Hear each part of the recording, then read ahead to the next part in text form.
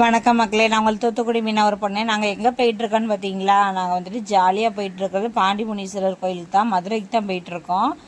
மதுரை பாண்டி முனீஸ்வரர் வந்துட்டு எல்லாருக்குமே தெரியும், ரொம்ப சக்தி வாய்ந்த தெய்வம்.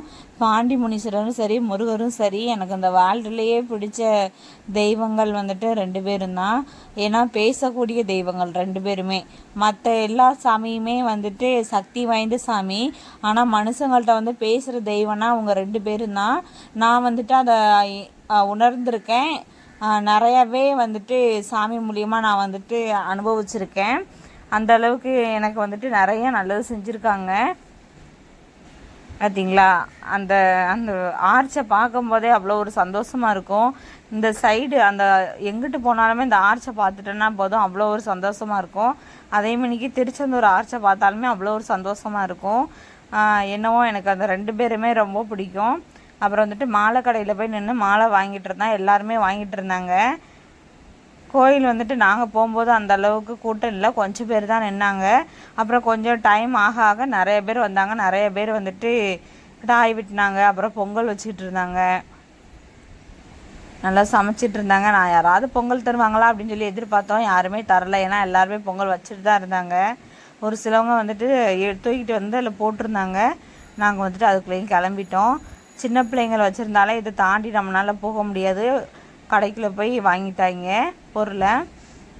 அப்புறம் வந்துட்டு அங்கிட்டு ஒரு கிடாய் வந்துட்டு கெட்டி கிடந்துச்சு. இந்த சைடு வந்துட்டு வெட்டி நிறைய கிடாய் வெட்டியிருந்தாங்க. கிட்டத்தட்ட ஒரு 20 கிடாய்க்கு மேலேயே வெட்டியிருந்தாங்க.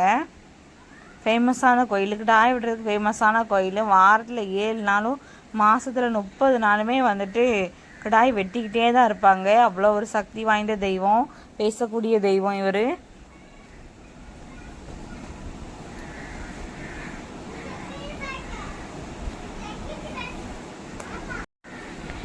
அப்புறம் வந்துட்டு இந்த சைடு வந்துட்டு மாலை எல்லாருக்கும் பார்த்தீங்களா, அந்த ஆண்டிசாமி கோயிலுக்கு போகிற வழி.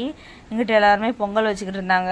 மதுரைக்கு வந்த முக்கால்வாசி பேருக்கு தெரியும் இந்த சைடு எப்படி இருக்கும் அப்படிங்கிறது. பாருங்கள் எவ்வளோ தலைன்னு. ஆனால் வந்துட்டு நல்லா எனி டைம் நல்லா சாப்பாடுங்க வந்துட்டு கிடச்சிட்டே இருக்கும்.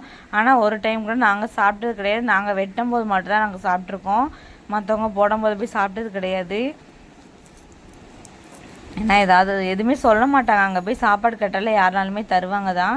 இருந்தாலுமே நாங்கள் சாப்பிட்டது கிடையாது. பாருங்கள் ஃபுல்லாக அதிகமாக வந்துட்டு முன்னாடி கடை இருக்காது, இப்போ அதிகமாக கடை இருக்குது. இந்த சைடு உள்ள கடைகள்லாம் எப்பயுமே இருக்கும். ஐயா கோயிலில் நிறைய புது கடைகள் வந்துட்டு ஆரம்பிச்சிருக்காங்க. பாருங்கள், நாங்கள் சாமி கும்பிட்டுட்டு வந்ததுக்கு அப்புறமே எவ்வளோ பேர் சாமி கும்பிட்டு வராங்க அப்படின்ட்டு. நாங்கள் வந்துட்டு எப்பயுமே கொஞ்ச நேரம் ஐயா முன்னாடி உட்காந்துருவோம். அப்போ தான் எல்லாருமே கடையை வந்து ஓப்பன் பண்ணிக்கிட்டு இருந்தாங்க. ஏன்னா கரெக்டாக ஒரு 9 மணி இருக்கும் நாங்கள் வந்துட்டு சாமி கும்பிடும்போது. வீட்டில் இருந்தே ஒரு 4:30 4:45 கிளம்புனோம். அங்கங்கே நின்று போக ரொம்ப டைம் ஆகிட்டு. அப்புறம் வந்துட்டு ஆண்டிசாமி கோயிலுக்கு போனோம். ஆண்டிசாமியோட வரலாறு வந்துட்டு எனக்கு அந்தளவுக்கு தெரியும். ஐயாவோட வரலாறு ஓரளவுக்கு தெரியும், ஆனால் ஆண்டிசாமி வரலாறு வந்துட்டு அந்தளவுக்கு எனக்கு தெரியாது. நான் வரலாறு கேட்டுட்டு உங்களுக்கு வந்துட்டு நான் சொல்கிறேன். இவருமே ரொம்ப சக்தி வாய்ந்தவர் தான்.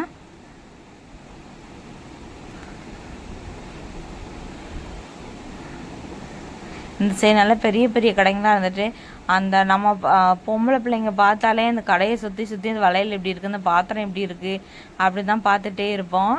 நானுமே அப்படியே ஒரு கேரக்டர் தான். ஆனால் பார்ப்பேன், ஆனால் வாங்கிறது கிடையாது, தேவையானதை மட்டும் வாங்கிக்கிறது. அப்புறம் வந்து இந்த கடைசியாக இருக்கும் பார்த்தீங்களா, அந்த சாமி மணி சைஸை பாருங்கள், நல்லா பெரிய சைஸாக இருந்துச்சு. கோழியெல்லாம் நேர்த்திக்கி விட்டுருந்தாங்க. பாண்டி ஸ்தலம் ஃபுல்லாக தருனார் பார்த்தீங்களா, பூசினாங்க. 2 கோயிலையுமே பூசினாங்க, அதிகமாக தருனார். அதுக்கப்புறம் நாங்கள் சாமி கும்பிட்டுட்டு வந்துட்டு ஐயாட்ட வந்துட்டு ஒரு சீட்டு போட்டு பார்த்தோம். ஆனால் அதில் வந்துட்டு நெகட்டிவ் தான் கொடுத்தாரு. ஏன்னா நாங்கள் கேட்டதே திரும்ப திரும்ப கேட்டோமா, அதனால் ஐயாவே கோவப்பட்டுட்டார் கண்டிப்பாக. ஆனால் இவர்கிட்ட என்ன நினச்சாலுமே நமக்கு நடக்கும், என்ன நம்ம வேண்டுறோமோ அது நடக்கும். நமக்கு கொடுக்கணுன்னு இருந்தாருன்னா அவர் கண்டிப்பாக கொடுத்துருவாரு. நீங்கள் வந்துட்டு ஒரு தெய்வத்தை நம்பி பாருங்கள், கண்டிப்பாக அவங்க வந்துட்டு உங்களுக்கு நல்லது செய்வாங்க. உங்கள்கிட்ட ஐயா கண்டிப்பாக உங்கள்கிட்ட வந்து பேசுவாருங்க. உண்மையாக நம்பினீங்கன்னா கண்டிப்பாக உங்கள்கிட்ட பேசுவார். அந்த அளவுக்கு ஒரு சக்தி வாய்ந்த தெய்வம். சாமிலாம் கும்பிட்டு முடிச்சாச்சு. மாலை வந்துட்டு நாங்கள் பெரிய மாலை தான். தூத்துக்குடி மீனவர் பொண்ணு சேனலில் வந்துட்டு சொன்னது வந்துட்டு பாண்டி முனீஸ்வரர் சரிங்களா, மதுரையில் இருக்கான்னு சொன்னீங்களா மேலமடை, அங்கே உள்ள பாண்டி முனீஸ்வரர் தான் எனக்கு வந்துட்டு நான் யூடியூப் வந்துட்டு ஆரம்பிக்கணும் அப்படின்னு சொல்லிட்டு நினச்சேன். அதை வந்துட்டு எனக்கு கனவுல வந்துட்டு சேனல் பேர் சொன்னது அவர் தான். சேனல் பேர் வந்துட்டு தூத்துக்குடி மீனவர் பொண்ணு அப்படின்னு வந்து அவர்னால தான் நான் வந்துட்டு இந்த பேரையே வச்சேன். அதுக்கப்புறம் என்னென்னா நான் வந்துட்டு வேறு யாருக்காகவும் எனக்கு வந்துட்டு ஓன் பிஸ்னஸ் ஆரம்பிக்கணும்னு ரொம்ப ஆசை. அதனால தான் நான் யூடியூப் ஆரம்பித்தேன். நிறைய பேர் வந்து சொல்கிறாங்க இது ரொம்ப ஆசைப்பட்டுட்டு ஆரம்பிச்சிருக்கு அப்படின்னு. நான் எதுக்காகவுமே ஆரம்பிக்கல, ஐயா சொல்லி தான் நான் ஆரம்பித்தேன். அது எனக்கு ரொம்ப பிடிச்ச ஒரு யூடியூப் வந்துட்டு எனக்கு ரொம்ப ரொம்ப பிடிச்ச ஒரு ஜாப் சரிங்களா. நான் வேறு எதுக்காகவுமே ஆரம்பிக்கல, நான் ஐயா சொல்லி தான் நான் ஆரம்பித்தேன். அப்புறம் எங்கிட்ட வந்துட்டு ஒரு கடையில் வந்துட்டு டீ குடிச்சிட்டு இருந்தோம். டீ குடிச்சிட்டு தோசை எல்லாமே சாப்பிட்டுட்டு இருந்தோம். தோசை இதை வந்துட்டு என்னால் வீடியோ எடுக்க முடியல. என் பையன் வந்து நீ வீடியோ எடுத்தால் நான் டீ குடிக்க மாட்டேன் அப்படின்னு சொல்லிட்டு ரொம்ப நேரமாக என்கிட்ட சண்டை போட்டுகிட்டே இருந்துச்சு. நீ கேமராவை ஆஃப் பண்ணுன்னு நான் வந்துட்டு ஆஃப் பண்ணவே இல்லை. அது நான் வந்துட்டு கடைசி வரை அது குடிக்கவே மாட்டேன்ருச்சு. சின்ன பிள்ளைங்க ஒன்று அடம் பிடிச்சா அது அப்படியே தான் இருக்கும். அதனால் வந்துட்டு அது குடிக்கவே மாட்டேன்ருச்சு. நானும் சரி பிள்ளை குடிக்கலையே அப்படின்னு சொல்லிட்டு நான் வீடியோவும் கட் பண்ணிட்டேன். அப்படி டேபிள் அப்படி படுத்துக்கிட்டான், நீ கட் பண்ணாதான் நான் குடிப்பேன் அப்படின்ட்டு. அது கொஞ்ச நேரம் நல்லா இருந்துச்சு அவன் விளையாட்டத்தை பார்க்கும்போது. அதுக்கப்புறம் நான் கட் பண்ணிவிட்டு அவன் குடிச்சு முடிச்சிட்டான்.